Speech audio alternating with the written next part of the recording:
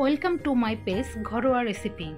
Pressure কুকারে খুব সহজেই শক্ত মুরগি বা লেয়ার মুরগি কিভাবে রান্না করা যায় আজকে সেটাই দেখাবো।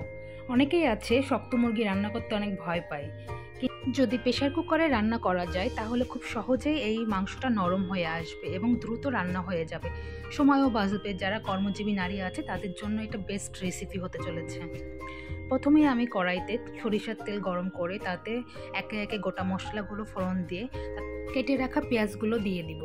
পেঁয়াজগুলো একটু ভাজা ভাজা হয়ে আসলে, একটু বাদামি রং হয়ে আসলে তাতে আমি আদা বাটা, রসুন বাটা, একটু শুকনো লঙ্কা বাটা ও পেঁয়াজ বাটা দিয়ে মশলাটাকে কষিয়ে নিব, যাতে মশলার কাঁচা গন্ধটা চলে যায়। আমি একটু জল দিয়ে দিচ্ছি যাতে মশলাটা পুড়ে না যায়।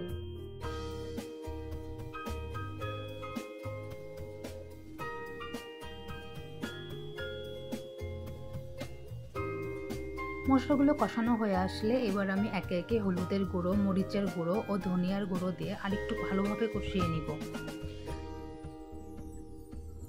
কষানোর সময় আমি সামান্য একটু জল দিয়ে নিব যাতে মশলাটা প্রেশার কুকারের নিচে লেগে না ধরে এবং খুব ভালোভাবে সেটা কষানো হয়ে যায়। মশলাটার উপরে যখন তেল ভেসে উঠবে তখন আমি ধুয়ে রাখা মাংসগুলো দিয়ে দিব। এখানে আমি 1.5 কেজি লেয়ার মুরগি নিয়েছি।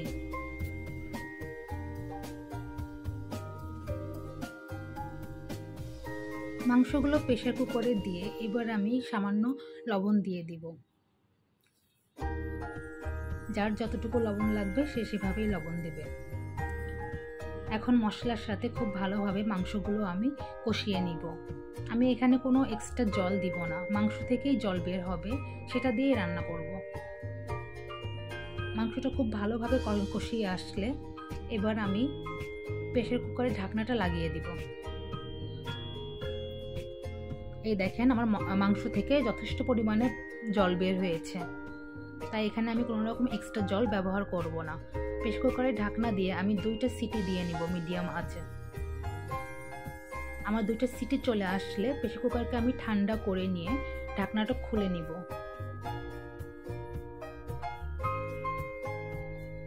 অনেক সুন্দর একটা কালার এসেছে।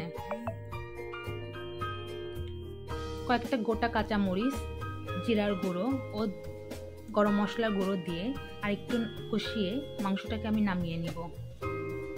এই তো হয়ে গেল আমার শক্ত লেয়ার মুরগির রেসিপি।